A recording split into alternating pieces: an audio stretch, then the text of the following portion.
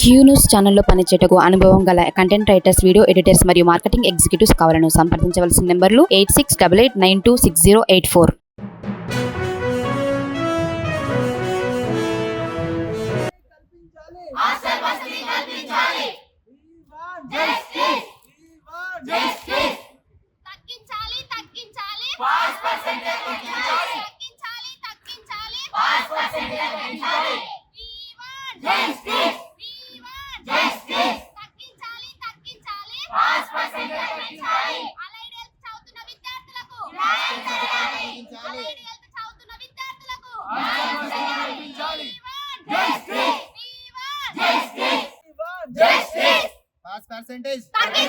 Pass percentage.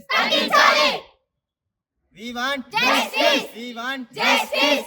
కల్పించాలి hostel వసతి కల్పించాలి. హాస్టల్ వసతి కల్పించాలి. Justice. పాస్ పర్సెంటేజ్ తగ్గించాలి. పాస్ పర్సెంటేజ్ తగ్గించాలి.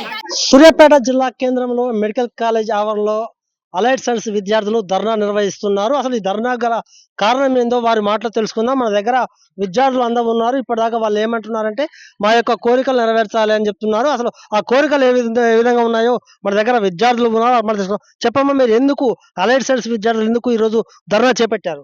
మేము వచ్చేసి అలైడ్ హెల్త్ సైన్స్ చదువుతున్నాం. ఇక్కడ ఉన్న స్టూడెంట్స్ అందరము. మా కోర్స్ వచ్చేసి 2022-23లో తెలంగాణలోని అన్ని మెడికల్ కాలేజీలో నిర్వహించారు. అన్ని 9 మెడికల్ కాలేజ్లో నిర్వహించారు. అసలు మా ప్రాబ్లం ఏంటంటే 725 మెంబర్స్ మేము ఎగ్జామ్ రాసాం. మొన్న 2024లో జరిగింది, ఏప్రిల్లో జరిగింది మాకు ఎగ్జామ్. మేము ఫస్ట్ బ్యాచ్. అప్పుడు మేము ఎగ్జామ్ రాసినప్పుడు 725 రాస్తే ఓన్లీ 16 మెంబర్స్నే పాస్ చేసింది తెలంగాణ యూనివర్సిటీ, కాళోజీ నారాయణ యూనివర్సిటీ. అలా ఎలా జరుగుతుంది? మేమందరం చాలా బాగా చదివాము. లోపం ఎక్కడుంది? యూనివర్సిటీ దగ్గర ఉందా, మా దగ్గర ఉందా, లేకపోతే ఫ్యాకల్టీ దగ్గర ఉందా, ప్రిన్సిపల్ వాళ్ళ దగ్గర ఉందా?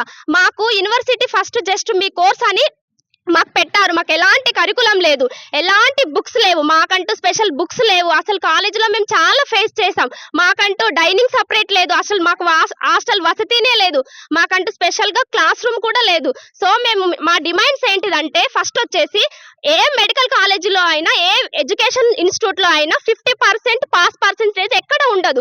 సో మాకు కాళోజీ నారాయణ యూనివర్సిటీ ఏం చేసిందంటే మాకు 50% పెట్టింది. దాన్ని మేమేం డిమాండ్ చేస్తున్నామంటే 40%కి తగ్గించాలని మా డిమాండ్ ఒకటి.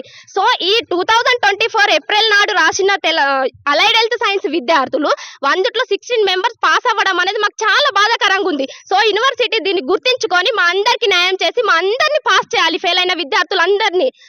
ముఖ్యంగా మీకు ఫ్యాకల్టీ కూడా ఏం తెలుస్తుంది, అసలు మీకు క్లాస్ రూమ్ లో కూడా ఏమేమి తెలుస్తుంది, దాంట్లో ఏమేమి చూస్తున్నారు? మాకు ఫ్యాకల్టీ అంటే మాకు 5 సబ్జెక్టులు ఉన్నాయి: anatomy, physiology, pathology, microbiology, biochemistry. So MBBS విద్యార్థులైనా కూడా ఇదే చదువుతారు. మాకు కూడా సేమ్ అదే పెట్టారు. అసలు మేము ఫస్ట్ ఇయర్ లో చదవాల్సింది 3 సబ్జెక్టులు. అవి ఏంటివంటే anatomy, physiology, biochemistry. Pathology, microbiology కూడా మాకు ఎక్స్ట్రాగా యాడ్ చేసిరు. ఏ రోజు కూడా మేము యూనివర్సిటీకి అగనెస్ట్ గా మాకు ఈ సబ్జెక్టులు వద్దని చెప్పలేము. ఎందుకంటే మేము ట్రై చేస్తాం, ట్రై బెటర్ లెవెల్ అనుకున్నాం, కానీ మేము ట్రై చేసిన కాడికైనా అసలు మాకు అసలు న్యాయమే జరగలేదు. మన దగ్గర ఇంకో విద్యార్థి ఉన్నారు, అమలు చేసుకున్నాం. అసలు మీరు ఏ డిమాండ్ చేస్తున్నారు? ప్రభుత్వాన్ని ఏం కోరుతున్నారు? ఏం కోరుతున్నాం అంటే ప్రభుత్వాన్ని అందరినీ పాస్ చేయాలని కోరుతున్నాం. ఎందుకంటే మేము అంతా ఎవ్వరు కూడా మేము ఫెయిల్ అయ్యేటట్టు ఎవరిని చదవలేదు, ఎవరు అట్లా రాయలేదు. మేము అట్లీస్ట్ పాస్ కైనా రాస్తాము అని కాన్ఫిడెన్స్ ఉంది. అందరిని అడిగాము, మేము అట్లీస్ట్ పాస్ అవుతాము. ఎవరిని కూడా ఫస్ట్ క్లాస్ మాకు కావాలని అడగలేదు, జస్ట్ పాస్ అయితే చాలు అనుకున్నాం. ఇంకా మాకు హాస్టల్ డిమాండ్ చేయాలి మాకు, ఎందుకంటే ఎక్కడ కూడా హాస్టల్స్ లేకుండా అయితే ఎక్కడ మేము బయట ఉండి చాలా సఫర్ అవుతున్నాం. హాస్టల్స్ లో కానీ బయట రూమ్స్ లో కానీ మాకు ఎంతో ఇబ్బంది అవుతుంది. మాకు హాస్టల్ కావాలి కంపల్సరీ. మాకంటూ పర్టికులర్ క్లాసు, మాకంటూ పర్టికులర్ క్యాలెండరు, ఒక సర్క్యులర్ కావాలి మాకంటూ. స్కాలర్షిప్ ఇంకా ఫస్ట్ ఇయర్ లో ప్రాసెస్ ఉంది. స్కాలర్షిప్ ఫస్ట్ ఇయర్ రాలేదు, అట్లీస్ట్ సెకండ్ ఇయర్ అని వస్తుంది అంటే సెకండ్ ఇయర్ ఇంకా ప్రాసెస్ లో ఉంది. స్కాలర్షిప్ కూడా ఇంకా రాలేదు.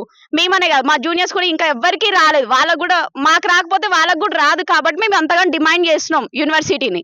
ఇంకొకటి ఏంటి అంటే మేము కూడా యూనివర్సిటీకి డీడీ కడుతున్నాం 20,000 అని. అలా కట్టినప్పుడు మా డైనింగ్స్ ఎవ్రీథింగ్ మాకు సపరేట్ గా ఉండాలి కంపేర్ టు ఎంబీబీఎస్ స్టూడెంట్స్.